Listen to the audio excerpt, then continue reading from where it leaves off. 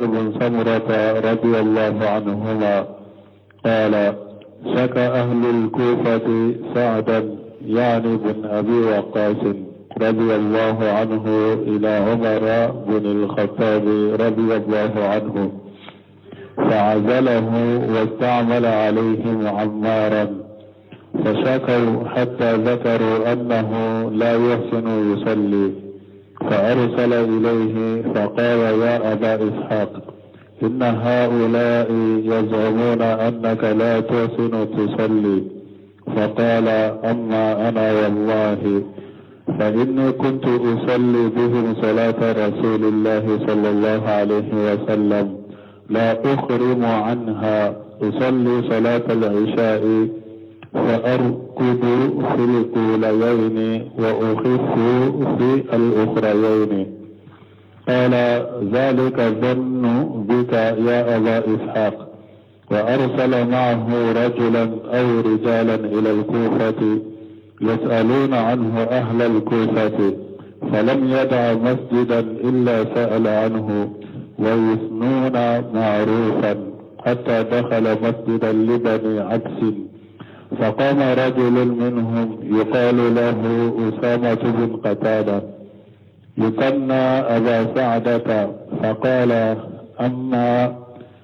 ألا إذ نشدتنا فإن سعدا كان لا يسير بسرية ولا يقسم بسوية ولا يعدل في القضية. قال سعد: أما والله لأدعون بثلاث: اللهم إن كان عبدك هذا كاذبا قام رياء وسمعة فأتي العمرة وأتي الفقر وعرضه للفتن. وكان بعد ذلك إذا سئل يقول: شيخ كبير مفتون أصابتني دعوة سعد. قال عبد الملك بن عمير الراوي عن جابر بن سمرة: فأنا رأيته بعد سقط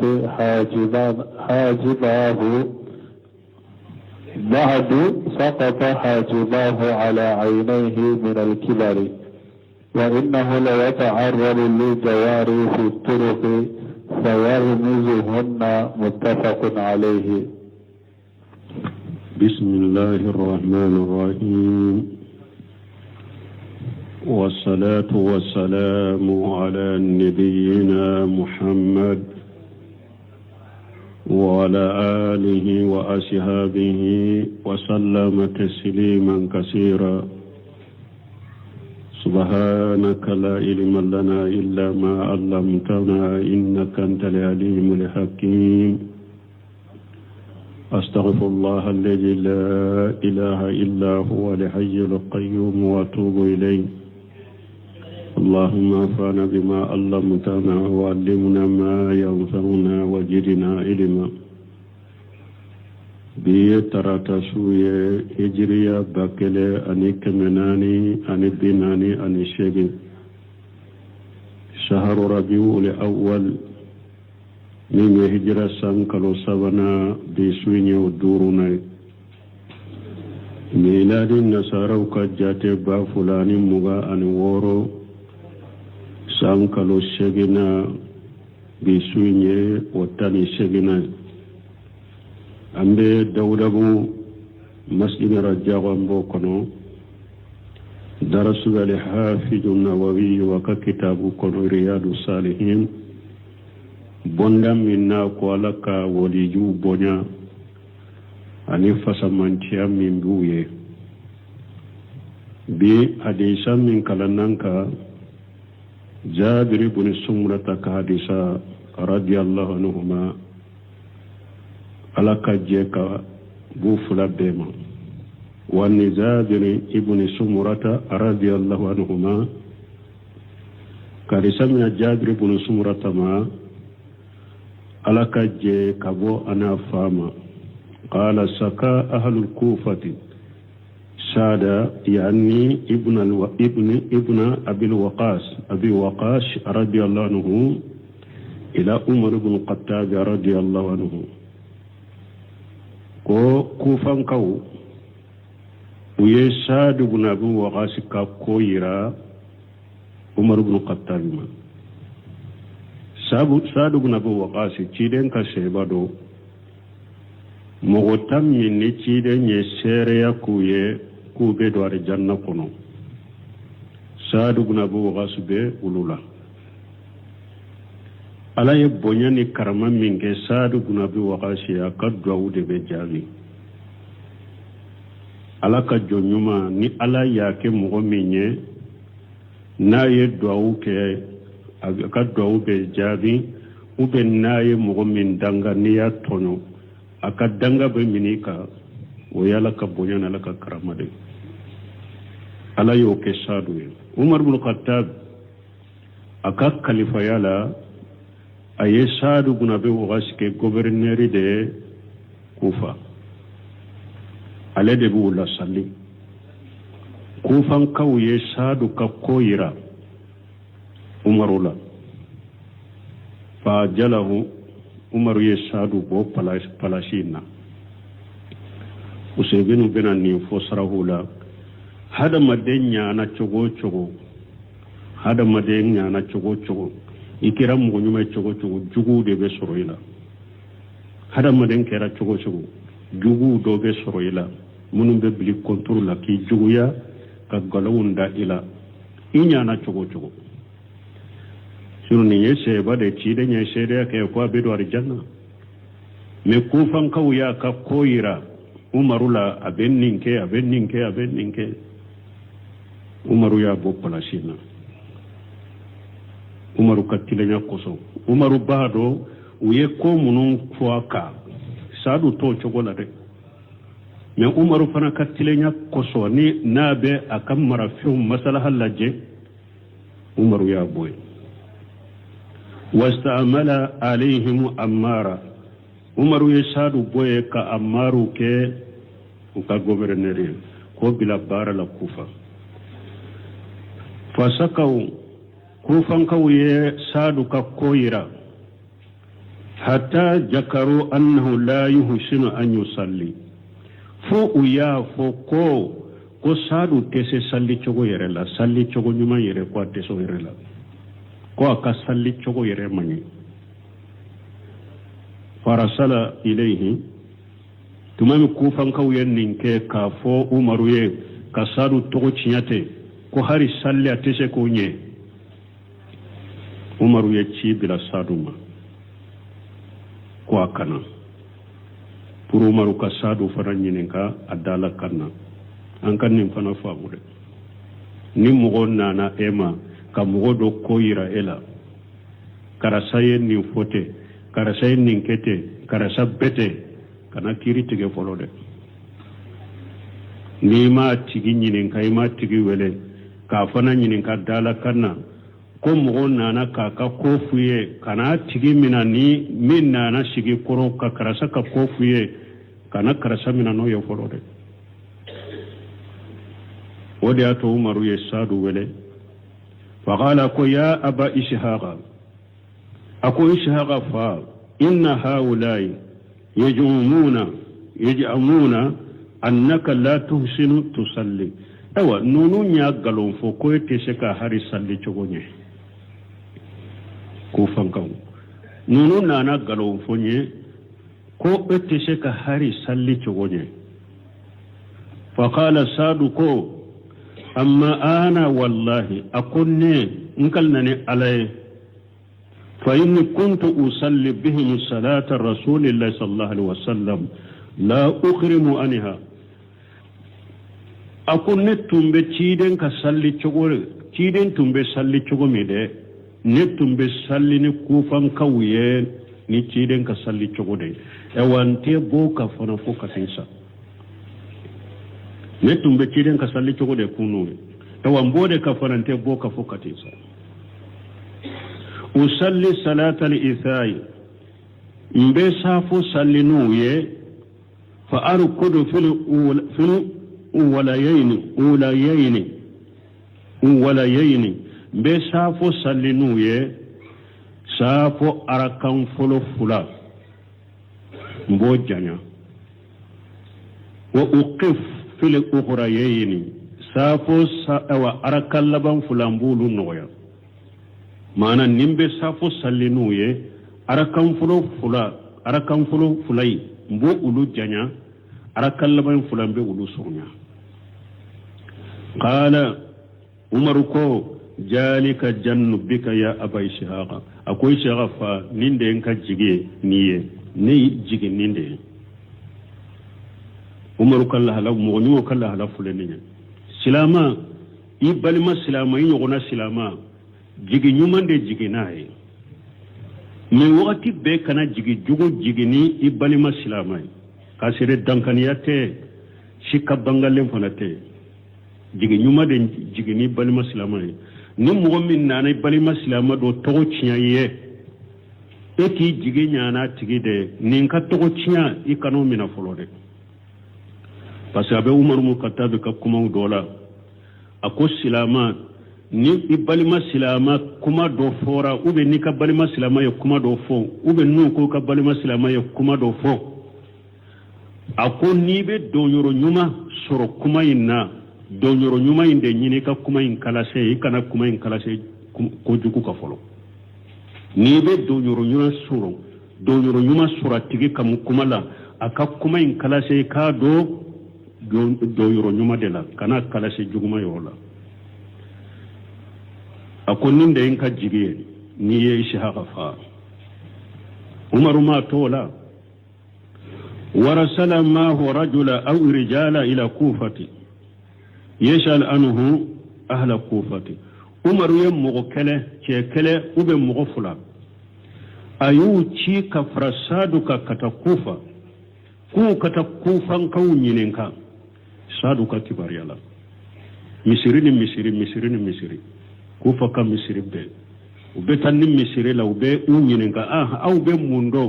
سادو يمين كوبوليا نيما يلا أبه موندو ككولا أيام ووشي فلم يدعي المسجد إلا سأل عنه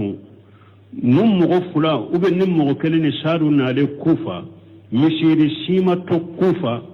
فو يوم مسير مغونين كسادولا كوفا كم مسير به ويسنون معروفة أو النو ترى مسير لا نو يه سادو ككباريان ينكو مسير مغولا أو مسير مغو به سادو تمورش حتى دخل مسجد لبني أبوس فأتارا دو مسيري دولا قبيلة دو بي كو بني أبوس أتارا دولو كمسيري كنو ويوفانا نينينكا أو بي موندو سادو كاكولا وبي مونفو وبي موندو سادو كولا ويافو من هم مسيري كنو فقام رجل منهم كيد ولي كجو ومسير مغو تشيلا يقال له أسامة ابن قتادة شيء تقول وبافا مكو أسامة قتادة الدنكي يقنا أبا سعدة وبيت شيء تقول وبافا ما أبا سعدة كو سعدة فا أتوفلنا يوهي وولي لك جو فقال كو أما إذ نسرتنا أوى نايا ونين كده فإن سادة فلده كان لا يشير بالشريعة أتونتي بوني كله بولي أتونتي تاكله يورو يرلا كجهدو أتونتي جهدو كله ولا يقشم بالشريعة نا يتلالي فمين فنتلاتا تلاني تلاني فلا ولا يعدل في القضية parce que ale de tunyo ka kiri tegela fana kufa awate tile kiri tege fana la ate tile kiri tege fana la nin cey nye galon sabada sadu la be galon de sadu bena dangani danga sabai aye galon sabade da sadu la ate jahadu ke kele ate tilali ke ni tilenya ye fula ate kiru tige ni tilenya ye قال سادو تمامي تشيني نيفو سادو كو أما والله awa akum men ne fanan kalnani alai la adwa anna bisalas mfana bi dangani danga sabai bi dangani ko sabai yaye ambe mun famu ya fana ni mogo yi tono an koy ka ya fama o kani ni kese ka ya fatigima aye tonyale hakem min keila ka danga kada ola kana dante ni nye galon sabare da sadula afana kombi dangani danga sabai danga folo allahumma sadu kontigi ala in kana abduka haja kajiba qama riya wa sum'ata ntigi ala na ya sureka jom min fulani nye na wulila kajjo kanin kuma fonne ka galonde ka ani na jora ka yirede yira ani na jora pour aka kuma de fo kuma minu mugo gon ame kanne minanai na ya suru ayode aye sarti kaka ye sadu katilenya ye hari danga me danga in kaka tende aye sarti de kaka ala na ya suru ye kuma minu fote ni galonde do ani na jora ni yire jirade ani na jora pour mugo kaka kuma umede aye sarti de kaka danga inka me na ya suru galonte aye munu fa ma funi yire jiraye ama funi sumu aye aya funi tinyade sadu kalla nyini inka danga taka aye tilenya ye aye sarti kala bunu simunu bena kuma nonun ka saralo aye sartu ke danga ina ewa akona ya suru galon tigalado a jora ka yire de jira a jora de pour mogo ka kuma ume aye danga sabai lamme ako fatil umurahu ikasi janya tele watil faqrahu ikaka fantanya janya bada ka ke fantaye wa arduhu lil fitani awa ikab abila fitna ufanala ikab bila fitna wala wa kana ba'da dhalika yajasu ila yaqulu nin kofe ceyin kera nu ya nyininka ceyin yere bafo nu akera nu ye ni mugo ye nyininka like ceyin fule kan nin galo sabada sadula ceyin tunkera nin kofe nu ye mugo nyininka ala yaqulu mugo bafo shay'un kabiru maftuni nu ye ceyin yere nyininka kala halala wa kana bara zalika yajasu ila nin ceyin tunkera nin kofe nu ye ceyin nyininka aka koula yaqulu ceyinyire bafo shay'un kabiru maftunu asabatani da'watu sad abafo nekera chokoroba fitnale dawa sadu ka danga yensoro ayere niya nyininka nin kofe niya yere nyininka kala hala tumbenin defo nekora chokoroba ma koroye nin fitnale ndo sadu ka danga yensoro قال عبد الملك ابن أمير الراوي عن زابر بن السمرة عبد الملك بن أمير كو من حديثي مفلك بو جابر بن السمرة بولو فأنا أرأيته أكوكو علي يري نينشي نيمين يسادو قالون دا سادو لا كو علي يري ني بادو كون نيندانغا يمكوفي سقط حاجباه ولا عينيه من الكبر يا نيا يا اتو انيا فرا فلي وجغنا كدا انيا كيشو كده كوريا بولو علي يري تشيني انيا فرا فلا جغنا كدا انيا كيشو فلا كده كوريا بولو وانه لا يتعرض للزوار في الطرق او تنبتا جو bogotigunu de nye sirala fayagmujuhunna nabu kori chokorwa fitina benimbo abeta do sira dale da bogotigunu temeto abu kori muntafaqu alayh ni hadisa bukhari muslim benna hadisa inka asrahu nando nasrahu la هذه من كرامتي التي نقلها المؤلف رحمه الله ni ñebbo ñani karamaye bonyani karama minni wala hikila ya tanye alaka nema وهي ما أرواه جابر بن سمرة في قصة سعد بن أبي وقاص رضي الله عنه بنيامي ني جابر بن سمرة يا ما فلانية سعد بن أبي وقاص قد قصة لك جيك بوما وكان سعد معروف بإجابة الدعوة سعد تندونني دعو جابي ناي دعو كي أكدعو بجابي ناي دنگا كدنگا بمنا يعني أن الله أتاه كرامة ألا يوكي سادو بنياي دو جابي ألا يودي سادو مقوكام بنياني كرامي وهو أن الله تعالى يجيب دعوته إذا دعا سادو تنكرا ألا باك دو جابي ناي أي دو به وقد جاء له أمير المؤمنين عمر بن الخطاب أمير على أهل الكوفة مؤمنون نيما عمر بن الخطاب أيشهد كغوفرنيري أياك نيما يكوفا كوفا دونكوكا لأن المسلمين بس السلامون لما فتحوا العراق ومصروا الأمصار تماموا العراق الدايلة كدغو مسو اوا كلوتيسي كدغو مسو غولا وسيدوا مدينتين البصرة والكوفة ويه dugu fula be iraqi kufa ani basra ulu ke dugu fula dugu min ni nyema ubeke ulu abe ko ulu ke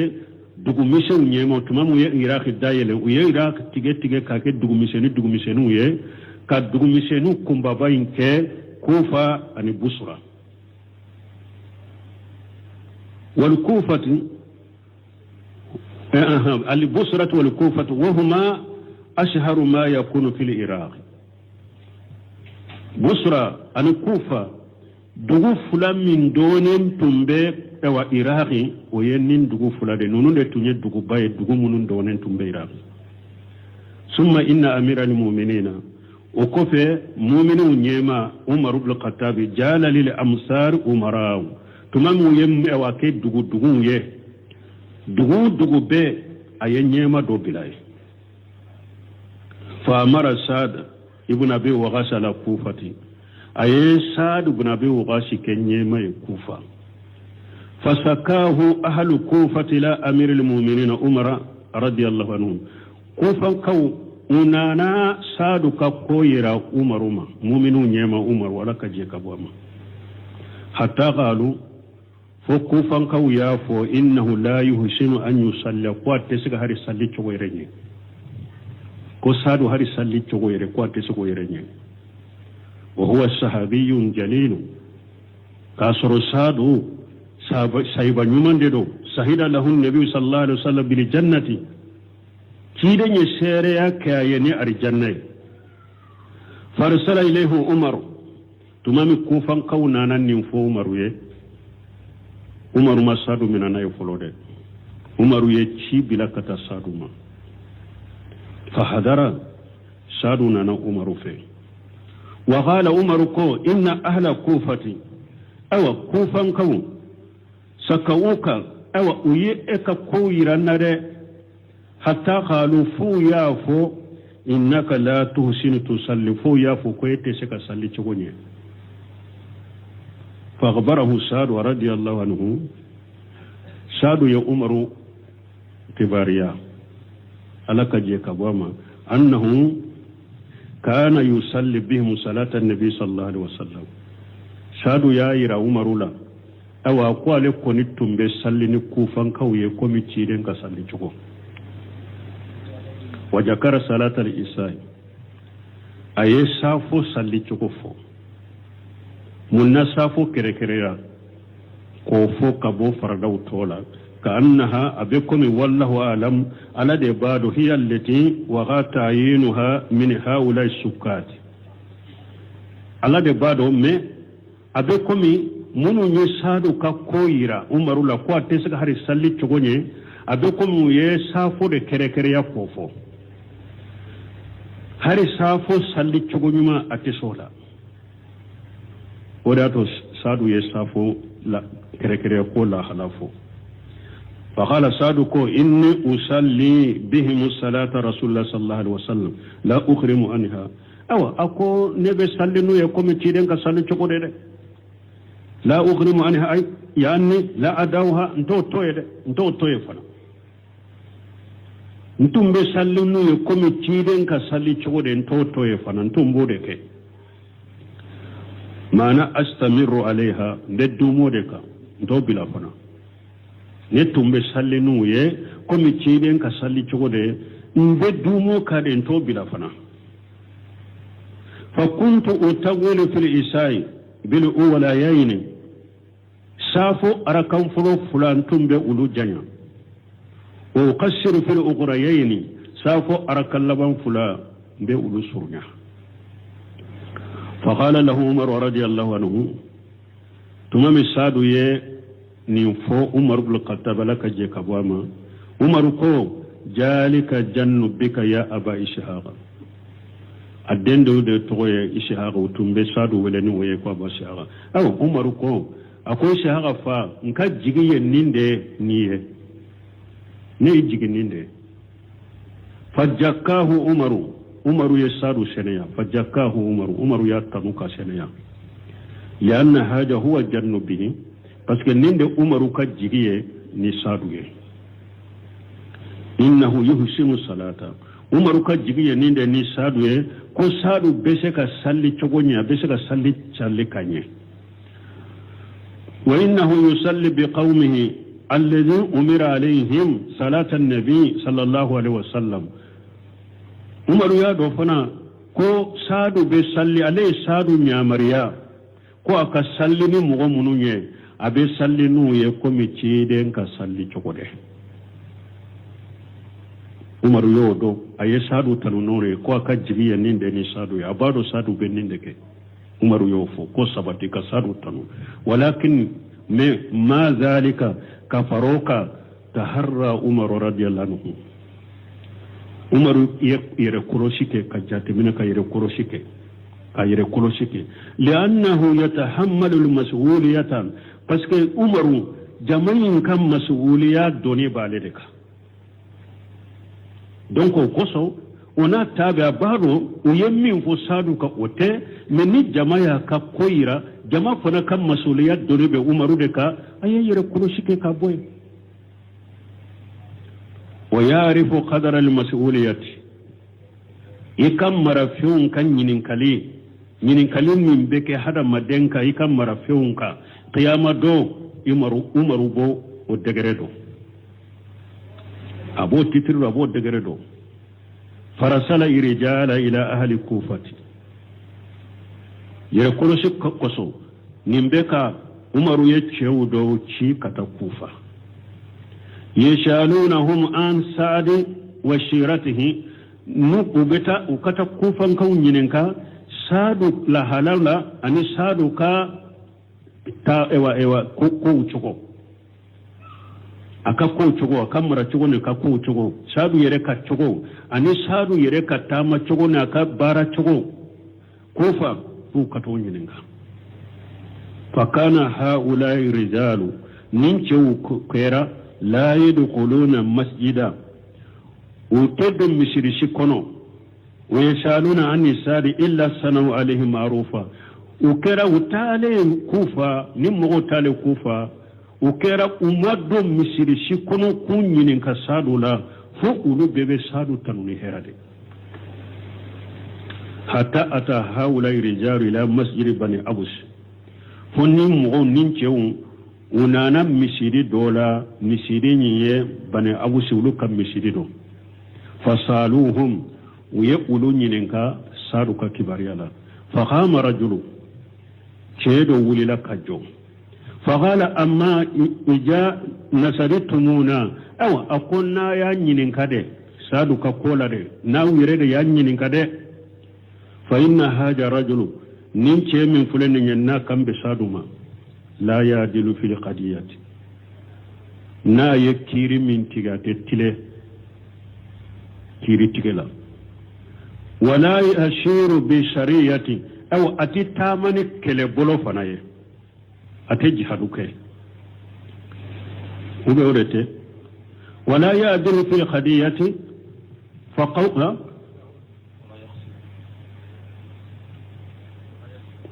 نتاكو لا يعدل في القضية ولا يسير بالسرية أساجنا كافو ولا يعدل في القضية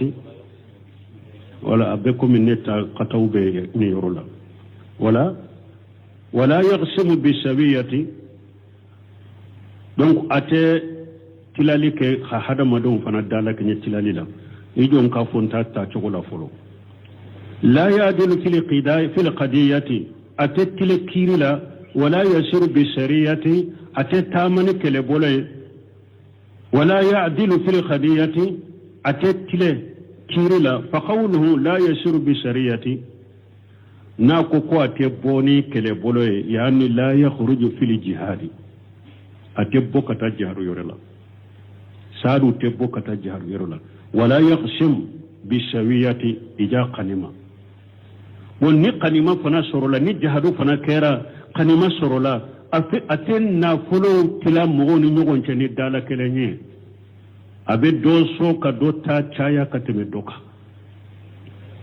wala yadilu fil qadiyati ayjaha kama bayna an-nas bon na ye kiri tige mogoni nyogonche ate tile kiri fanala donc avec comme akwan nusuka mimbala ode sahalendo la ya'dil fil qadiyati wala yashiru bisariyati wala yuqsimu bisawiyati neta qataw benirona fantahamahu hadhihi tuhma aw chenye sadu tumake نين تماكلوه فهي تهم ثلاث آيات تماكني فين سبادة آيات تماني فين سبادة مين أتتلي كيري تجلا أتبوكتا جهدولا أنا يتلالي قنيمة سرولا أتتلالي كمغوني نيوغونشي كمغو دالا كنيتلالي لا فقال سادو فنقو أما والله أكون كلني علي لا أدوان بثلاث دعوات فنا بدنغني دنغا سبعي دا عليه سادو جيد دنغلي كتشيك أن يطيل الله تعالى أمره كو ألاك تشيسي جنيا وفغره أناك فانتنيا ويؤرده للفتن أكتشي لسي فتنوما يشاء الله لآفية أمي الله دلالك اللافية ثلاث الدعوات الجيمة دنگ بلي بلي بصبا فأجاب الله دعاءه على يساد قد دنگن ويوجاب فكان هذا الرجل طويل الأمر نينچه كرا مغوي من شي جنانا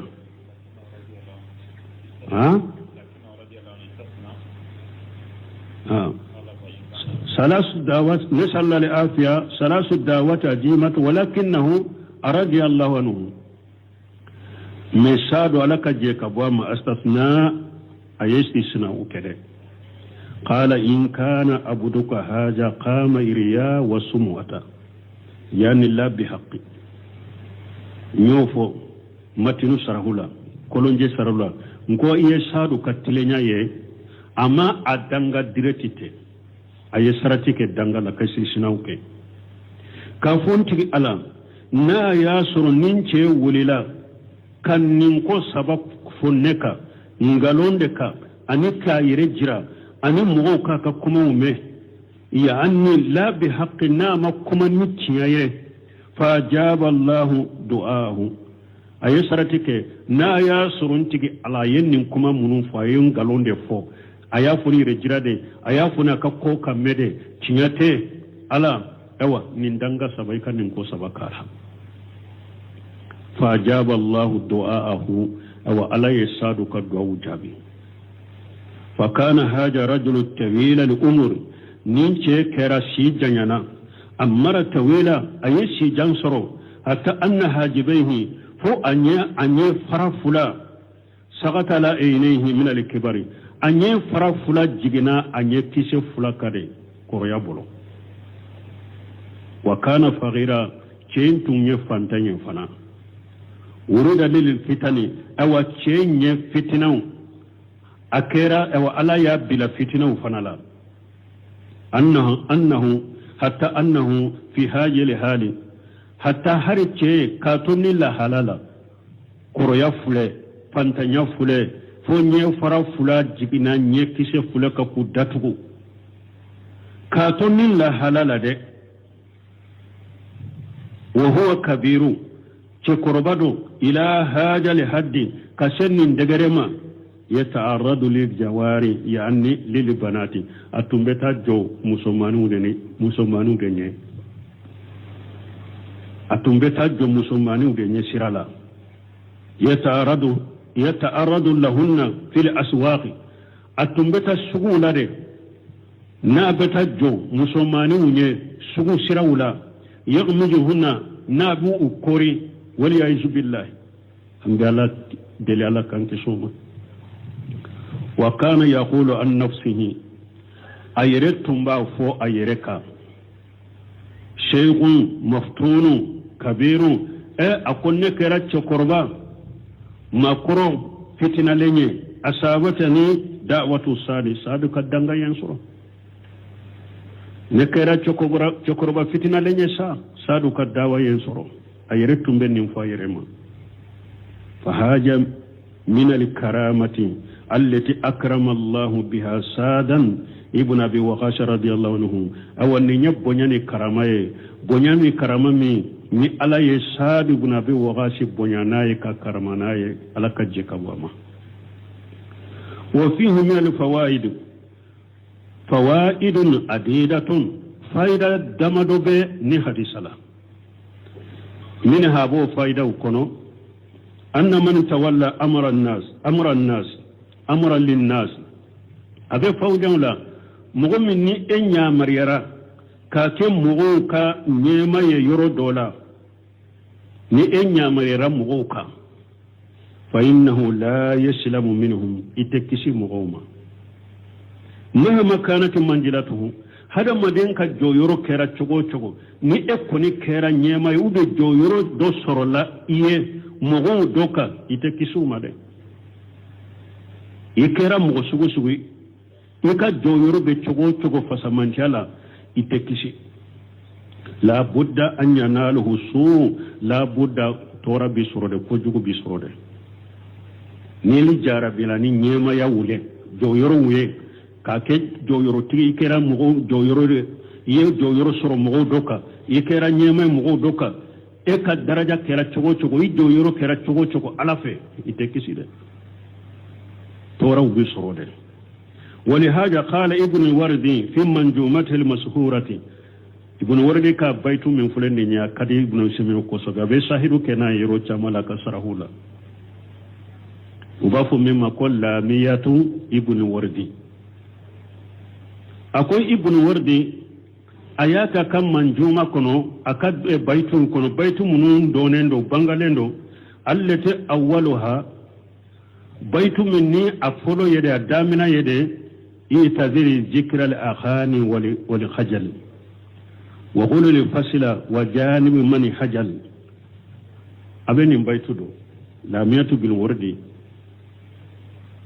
بيتو أدبو بيتو نيوان ديدو أدبو بيتو نيوان ديدو بيتو ندامنا يدي يتذر ذكر الأخاني كوي كيما بو دونكيلو كوسمالي دونكيلو لاملو كي كيما بوما wali khajali ani muso baro mo mun wakati be ube muso kam man kutunu ka cenyawu ni ka fon nun kala halawde fo ima boma de ni be kisi fire wa qul li fasla ni ebe kuma faran fansin lende fo cinya kuma mana ni be kuma e ka shawbe kuma ude fo ani kuma faran fansin len wa janibu man li hajal aw mugo yettilon kala kuma kala wudera anu munun ka sinan ko yanu ka kuma lankolo kacha u ka tulenke kuma kacha iyere maboti gumare ulu bila kerefe wadai dhikral li ayami siba ika demisana wakati ko munun temena ika demisana wakati ulu foli toye ikanu sola kabika ko sobe mo ulu temena kaba fali ayami siba nejimun لازم أفعل ikaddim sene wakati o kera dolo de dolo min dogora kaba atara mana ikaddim sene wakati ko munun temene ka tokki yere sugula nulu fo yulu temena kaba akani sugula kabu ka ko sebo kelima qala fiha min jumlati ma qala min hukmi o brusen va fe ka sahiru kena ka yoro minya ba ke ko le fo ko aya fo akabaitu nunu kono man qala min hukmi ayem min fo e wakiru kola inna nasifa an-nasi adaw liman waliya li ahkama haja in adila aya fo kono ko hada madun tilance ku ye jugude mugo min kera mugo ka kiri tige bagay ni e kera nyema ye mugo ka yoro dola do akko mugo tilance bebe ke ika jugude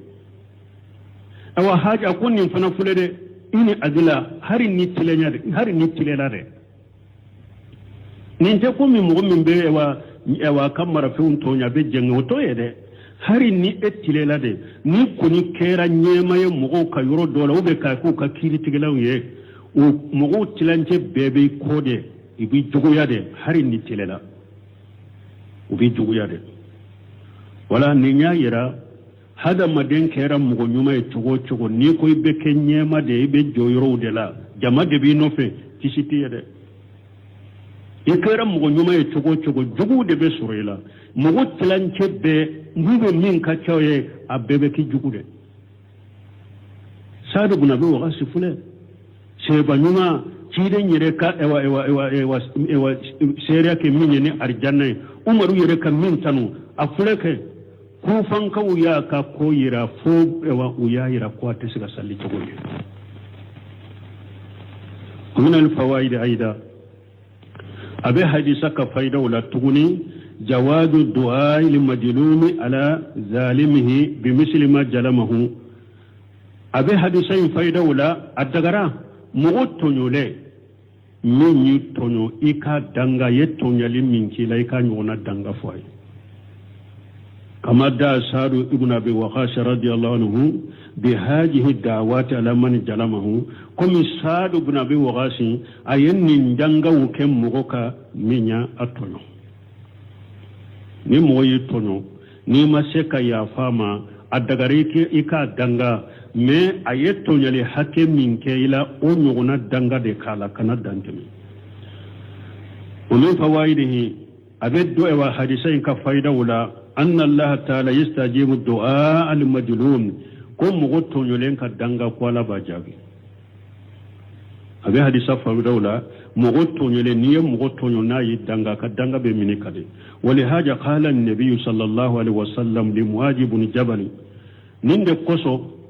شيدنكم مواجب بن جبل ما هنا باسه إلى يمن tumami ayem muaju chikata yeman kauma kwa katu dawa ya kwa kata jakamina wa amarahu an ya'khudha jakata min amwalihim tumami chidenye muaju chekata yeman kauma ayem maju nya mariya kwa ka jakamina yeman kauka na fulula qala iyyaka wa karaima amwalihim ayachi akatu dawa in konona la akajja kamina ula ukanna fulula okuma konona na chiden ko muwajuma tumama na jakamina yorola ako iyyaka wa karaima amwalihim nuso na jakai minalima mwaju mbima ukanna fulu nyuma kanomina jakayede yaro jakafule na fulu minye bagala mawuye bagawuye mishin sagawu ba ni jakabe mina donc aka ewa bagam min kawsa ka bagam beye wote mina jakala bagam fana be kawsa min wote mina jakala chamanche tade be mina akoy kani kana fulun yuma mina jakala re wattaqi da'watal majnun kiren ko muwajuma akoy shira iyere koroshi mugotonyo lenka dangama fa innahu laysa bainaha wa baina allahi hijabu parce que mugo tunyulen ka danga hijabu tani ala chere sutura tani ala chere fal majlum yastajibu lahu du'aahu yastajibu Allahu du'aahu mugo tunyule ala baka duwauna ka danga jabide lianna allah hakamu adlu ajja wa jalla parce que ala kiri tigala de ala tilele ne do masamin ka bakuro talelo ha anneta masuma folo fal majlum yastajibu allah du'ahu lianna allah hakamu adlu ajja wa jalla parce que ala kiri tigala de ala tilele no masamma kuro talelo ya aqudu bil insafi ala ben hakum minani jeya de wal adla ni tilenya liman kana majluma mugoye mugo min tonyana ala bi ka hakum minani tilenya ni jela de jeya ni de abika hakum minaye walau kana kafira hari na ya sura kafiri de ni etonyona hari na ya sura kafiri de ni tonyona ala bi ka hakum mina itonyo bagama ni tilenya ni jeya li de kadima ala tilele ndero fa kayfa idha kana muslima chogodi ne muin tonyo na ya suru silama de hari ne kafiri de tonyo ala baka hakemini la na idanga kuma be ewa silama tala umin fawaid haja al hadith abeni hadisa faida wala annahu yazudu lil insani an yastasini fi du'a abe daga hada madenye duwawu ka sarati kala ka kodo bo duwawula o dagara idada ala shakhs ni be duwawu ke be danga ke moka yastasiniya ibe shaka si sinawu ke ka fendo bo danga ina fa yaqulu bafo allahumma in kana haja ifal bihi kaja ntik ala na yasuru ninde ke ninkala ntik ala na yasura yen ninde fo ninkala ودغرا اللهم إن كان جلمني فانصفني منه انتك على نا يسر أين تنيودي إنك حكم من الله كاديما إكين فانصفني منه إكين كحكي أصفكم انتا أبا منانكانو كنجيا كابواما ها فانصفني منه إكين جيا كابواما كين كتاجرو سرالا kinka hakke min ala aw fa abtalihu bikaja wa kaja ntigi ala na yasru karasayin tonyode nka hakke min ala ube na yasru karasayin tonyode ala ikalla jarabini ninni kanim balawni nim balawu siyama tede ube muslima jalamaka iba danga ayet tonyali minkela ika tonyali nyugona danga ibo kala wa ghali jalisi sinau fi du'a fi alquran alkarim awa isi sinawu nana mana nibe duwawu ke kasi sinawu ke na ya soro ninde do ninka kete na ya soro nindo aka kete ona na qur'ana yere kono fa qala allah tabaaraka wa ta'ala alakum musammi heraka chakuru taleno walladheena yarmuna ajwajahum wa lam yakunu lahum shuhada alakum mu'minun kam furumuso bilani jeneya nube jeneya galondo furumuso la shere tu bolo fana eko eka furumuso ye jeneya ke shere ti bolo sereti bolo illa anfusuhum seretu bolo ka sere yu yere de doro na yere te sere were ta bolo fa shahadatu ahadihim donc nunun kiri na kam musoya she silamiya kirima udola kelen ka sere ya aka sere ya udola kelen ka sere ya ke cinyannani arba'u shahadati billahi aka sere ya nani keni alai innahu lamina sadiqin ka fo ale cinyatigi mana ni ekuy ka musoman nin kono min be ne ka musola ne ka konote ube nin dente ne ka denye ube ni musoni e wa chedo soron ka dila ka ye jene yake musoma jwala muso yi sama ashera silamiya sariya be sere de nyini serete e bolo ni yerete ewa sariya la ebe kalishiya nani ibe kali wallahi minne kun kan muso nyaye nye ani ce minan kaddilanka nyaye jeniyala wallahi nya cinya defo wallahi nya min fo kun kan muso jeniyake wallahi nya cinya defo wallahi kan muso nin kwa jeniyake wallahi nya cinya defo iben ninke sinya nani wal qamisatu sinya durna anna lanata allahi alayhi in kana malaikajibina sarati fulayande siya duruna ibafo ewa alaka danga binka na ya suru ne galonde danka muso na kwa ye jenake ka sura ma jenake alaka danga binka isi sina ufule wa yadrau anha al ajaba ni cheye ni duru ke silama kiri tigela qadi koron ewa la jabanye sira musoma muso fana kan la jabanyo ne ka ba yere kade la jabanye munye farakeruli ni cheye ni duru ke sisa la jabanye sira muso mana ni muso fana maseka ni ewankali li duru nyogona ke abe farakeru ka fakade jeniya sabatiraka wo puru ka farakeru linge ewa nyone ka bwaka afana be duru ndekere abe la jabanyo ne ka ba yereka abe la jabanyo ne ka ba yereka chogodi an tashhada arba shahadati billahi innahu laminal kajibin afana ka shere yake sinyanani wallahi ceye min foko ne jeni yake ay galon tigala de wallahi ceye min foko ne jeni yake galon tigala de wallahi ceye min foko ne jeni yake galon tigala de wallahi ceye min foko ne jeni yake galon tigala de sinyanani wal qamisata sinyaduruna anna qadaba allahi alaiha in kana min as-sadiqina afana bafu muso bafu duruna ewa alaka dimi benneka na ya surun cenye min fonka cinyade do alaka dimi benneka isi sinaw fule donc ni si sinaw nafa bunu seminu ya fo kitabu wore kono ani ewa buntemia ayata buntemia bolo buntemia kama jumu fatawa da tumamu ye buntemia nyirinka ko awmbe yoro dola iwe mugo don na ti kwanka sallika ube su don na ti kanka salluka su nuno an sikale mbola ukasile amyan ukasile amya paliya an sikale mbala ambe nambe sallu susugu ka medankan ya tambulo fana ka fo silamate dankan ya tambulo fana ko silamado nu sika bana nu susugu ambe sallu kamba ke chogodi bonte mi ayen ni masaila nyini chogo bela masaila ya masekaye fo dondola aye sallijita ka istikhara ke ka salli ka dowke kunni masaila wala ka bodaji alemana buntemen ninke doro sufela la adara sinugola ye cidenye sugola buntemia ako sugola kwa ye cidenye nyininka kafo ya lawo ni mugo suna na ema sisa isi kalemba la silamado silamate ibake chogodi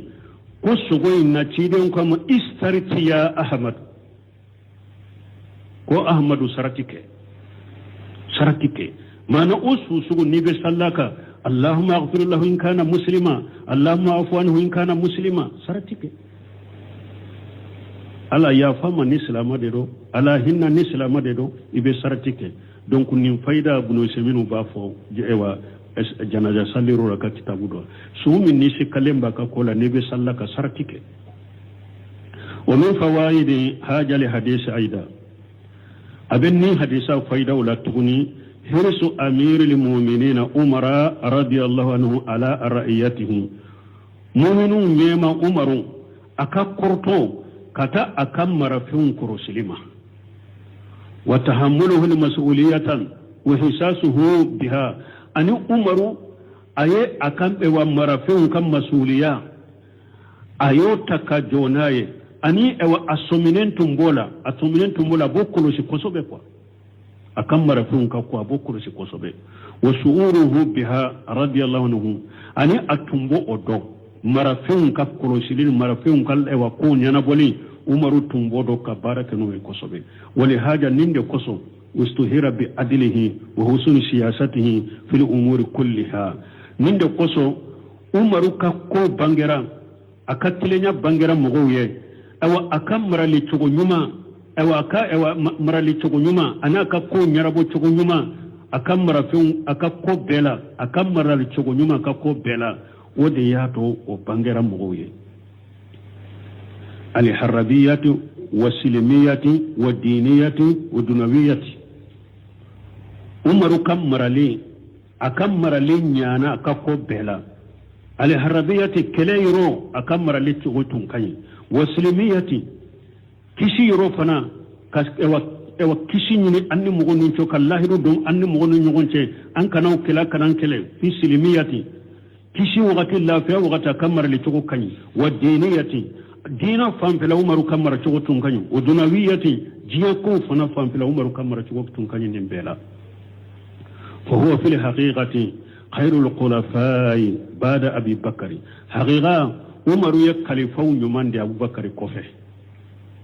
أبو بكر كوفي كلفو بين يمان عمر بل هو أحسنه بل هو حسنة من حسنات أبي بكر رضي الله عنه بل عمر يا أبو بكر كان يمان دودير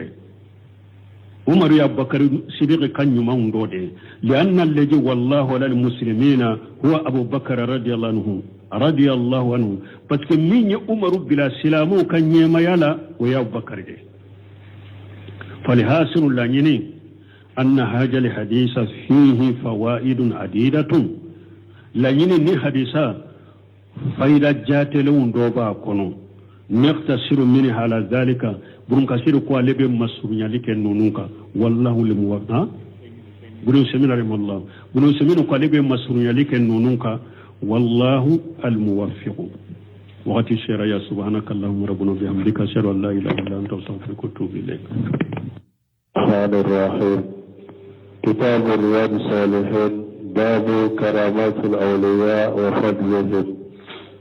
وعن جابر بن سمرة رضي الله عنهما قال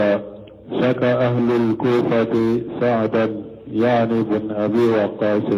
رضي الله عنه إلى عمر بن الخطاب رضي الله عنه فعزله واستعمل عليهم عمارا فشكوا حتى ذكروا أنه لا يحسن يصلي